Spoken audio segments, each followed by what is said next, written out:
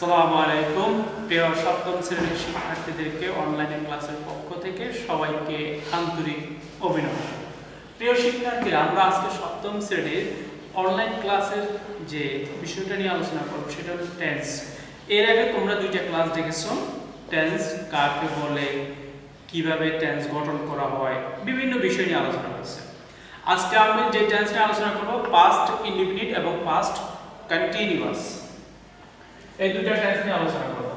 একটা হলো past indefinite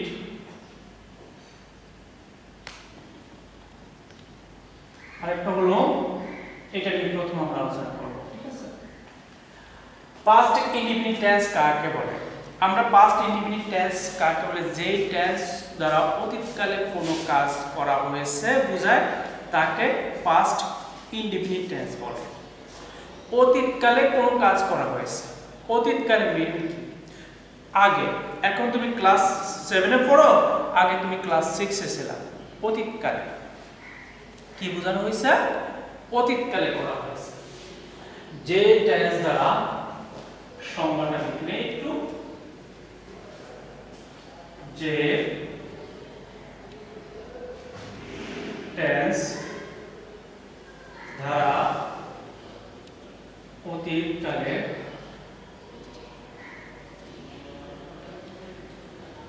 কোনো কাজ করা হয়েছিল বুঝালে পাস্ট ইনডিফিনিট টেন্স বলে। ইনডিফিনিট ফিনিট টেন্স বলে। প্রিয় শিক্ষার্থীরা, তোমাদেরকে একটু বোঝানোর জন্য বলতেছি। বাংলায় ক্রিয়া এসেছে ল, লে, লেন থাকে, তাহলে সেটাকে পাস্ট ইনডিফিনিট টেন্স বলা হয়, যেটা অতীতকালে বুঝেছে। আমরা এখন স্ট্রাকচার দিয়ে বলবো। স্ট্রাকচার, স্ট্রাকচার মানে হলো ঘটন প্রণালী। ঘটন প্রণালী। পাস্ট ইনডিফিনিট টেন্সে ঘটন প্রণালীটা কিভাবে? সাবজেক্ট প্লাস ভার্ব এর past form plus object. Subject plus ভার্বের first form plus object. Example: she wrote a letter. সে একটা চিঠি লিখলো। তোমরা জানো যে আমরা যখন কোনো সেন্টেন্স লিখি, টেন্সের একটা সেন্টেন্সকে তিনটা আইটেমে লেখা যায়, তিনটা ধরনের। এই সেন্টেন্সটাকে বলা হয় অ্যাফার্মেটিভ। হ্যাঁ বলো, ঠিক আছে? এইটাকে যখন আমি নেগেটিভ করব, ঠিক এই টেন্সের লেখেই নেগেটিভ করব। she did not write a letter। এটা হলো নেগেটিভ।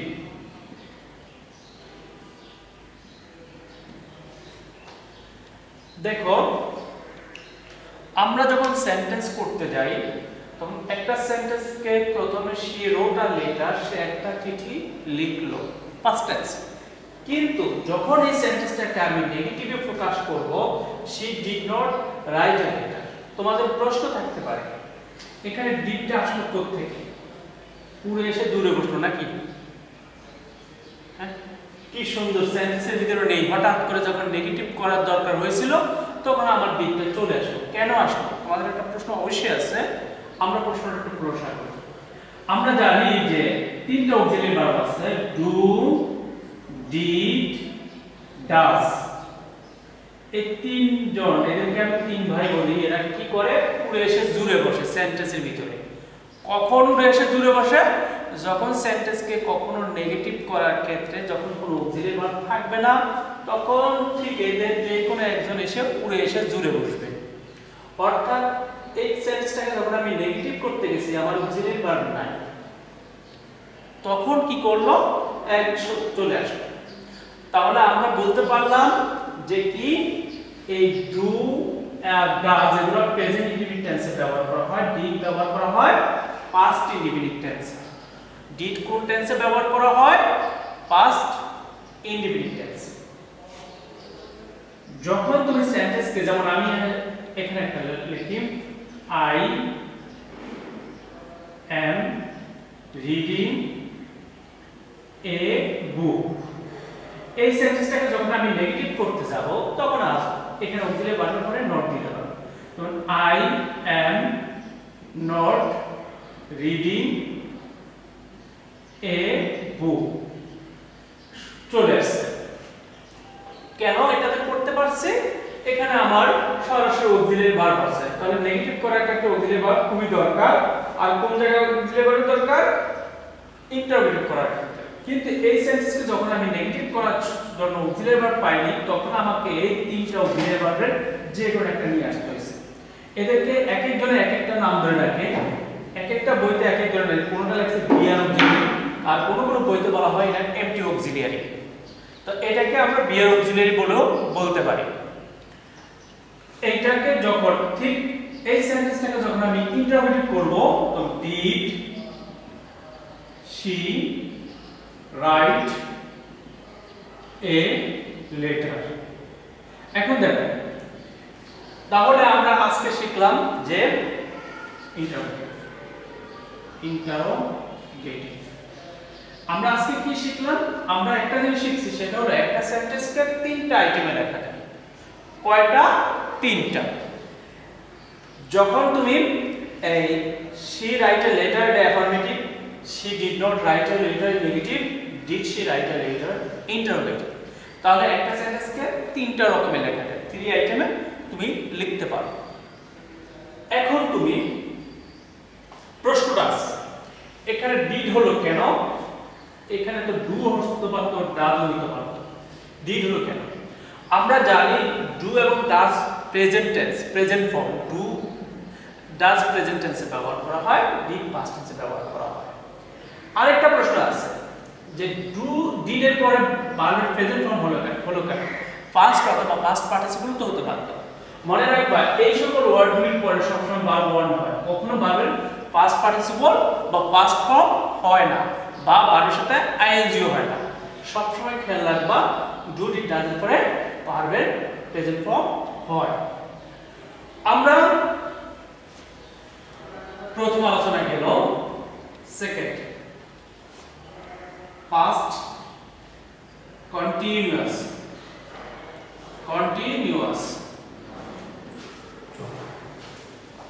past continuous tense কি? past continuous tense কাকে বলে? আমরা past continuous নিয়ে একটু আলোচনা করব।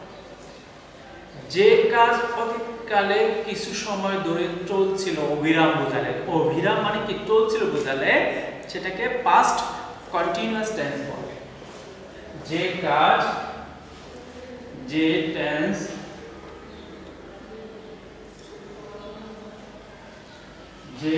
টেন্স দ্বারা অতীতকালে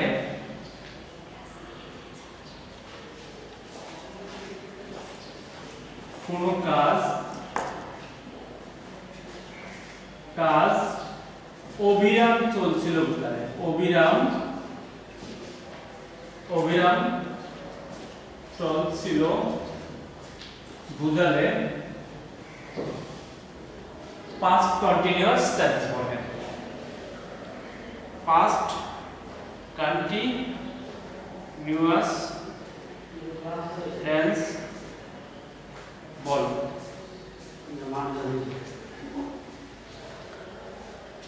past continuous tense বলে।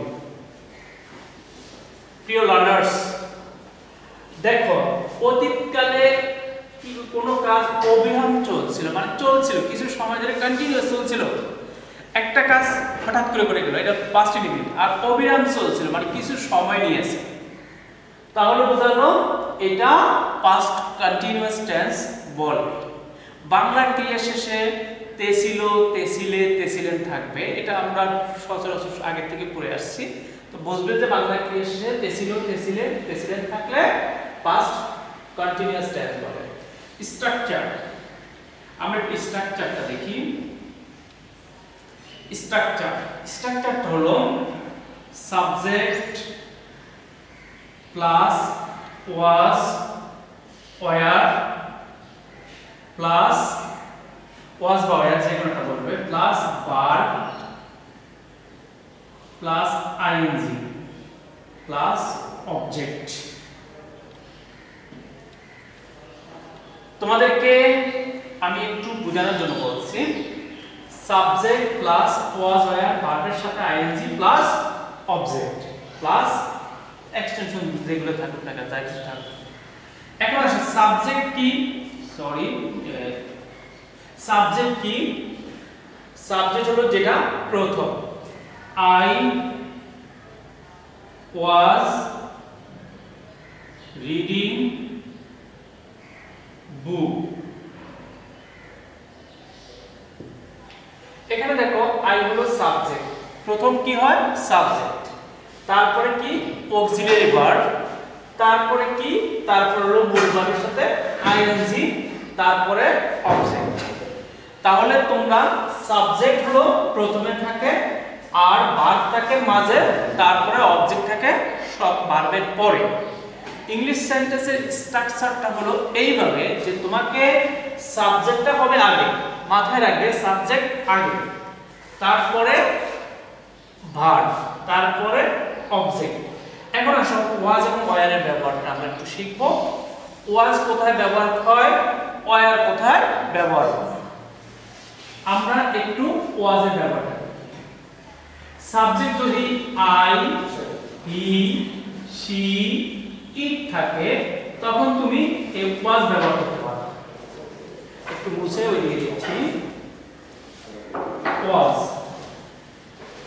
আর যখন তোমার এগুলির পরে ওয়াজ বসে, আর বাকি যত পার্সন আছে, বাকি সব পার্সন থাকলে ওয়ার।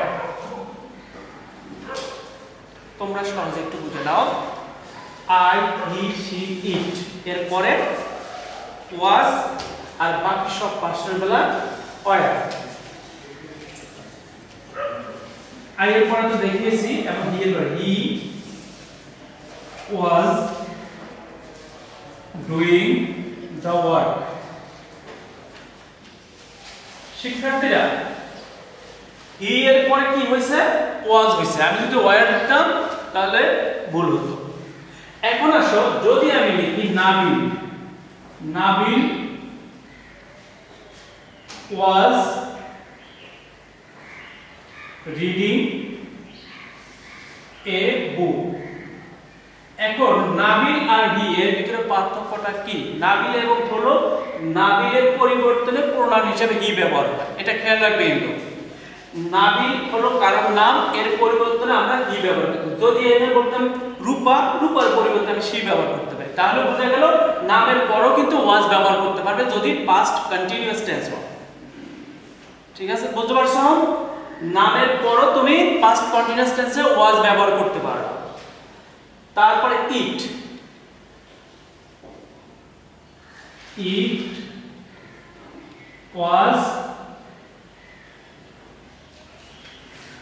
was raining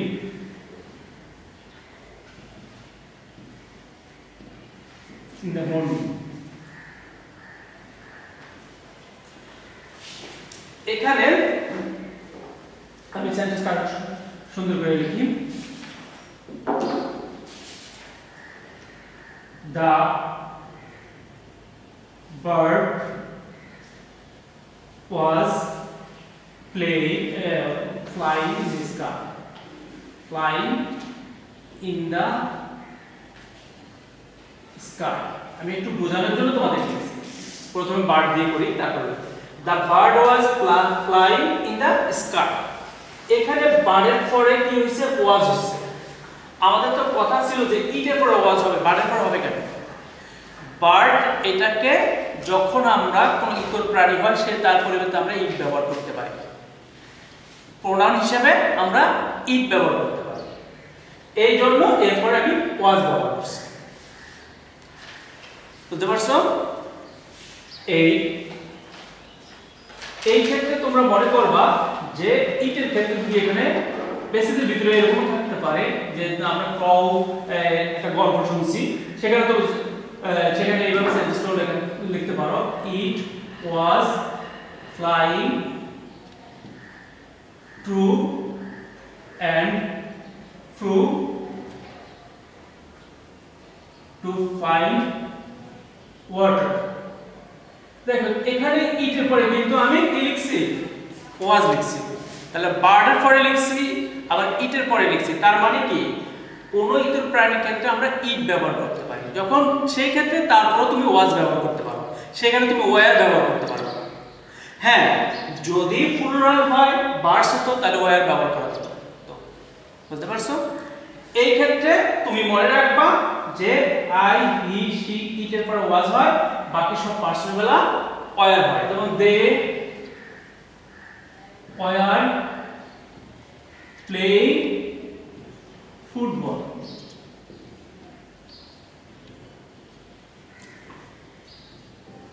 এখন দেখো দে এর পরে ওয়্যার হইছে কেন আমি তো ওয়াজ দিতে পারতাম না আমার দে দ্বারা প্লুরাল ফর্মে আছে সেজন্য ওয়্যার করছে ঠিক একটা সেন্টেন্সকে যখন আমরা এখন স্ট্রাকচারটা বলছো একটা সেন্টেন্সকে আমরা তিনটা ভাবে ভাগ করতে পারি এটাকে যদি আমি অ্যাফার্মেটিভ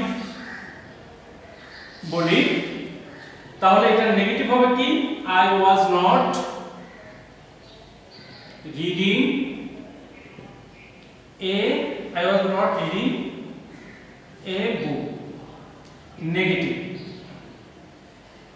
এটাকে যদি আমি ইন্টারোগেটিভ করি was I reading a book interrogative তাহলে একটা সেন্টেন্সকে তিনটা ফরম্যাটে করা যায় টেন্সের এই তিনটা ফরম্যাট হলো অ্যাফার্মেটিভ নেগেটিভ এবং ইন্টারোগেটিভ আশা করি তোমরা এই দুইটা রুলকে সুন্দর করে পড়বা এবং এগুলিকে যে যে জায়গাতে তোমার কোনো কোশ্চেন মার্ক থাকে যে তোমার সমস্যা থাকে তুমি ওই জায়গাতে প্রশ্ন করবা তোমরা ফেসবুকে হয়তো ভিডিও নিচে কমেন্টের জায়গায় প্রশ্নটা করে পাঠিয়ে দিবা আমরা দেখব আমি আবারও বলি স্ট্রাকচার ফার্স্ট ইন্ডিপেন্ডেন্ট টেন্সে স্ট্রাকচার হলো সাবজেক্ট প্লাস ভার্বের ফার্স্ট ফর্ম প্লাস অবজেক্ট আবার একটা সেন্টেন্সের শি রোট আ লেটার এটা অ্যাফার্মেটিভ সেন্টেন্সে যখন নেগেটিভ করব she did not write a letter তিনটা বিয়ার অক্সিলারি আছে এই বিয়ার অক্সিলারি সব সময় ডিড টার্ম বা ফার্স্ট ইন্ডিপেন্ডেন্ট টেন্সে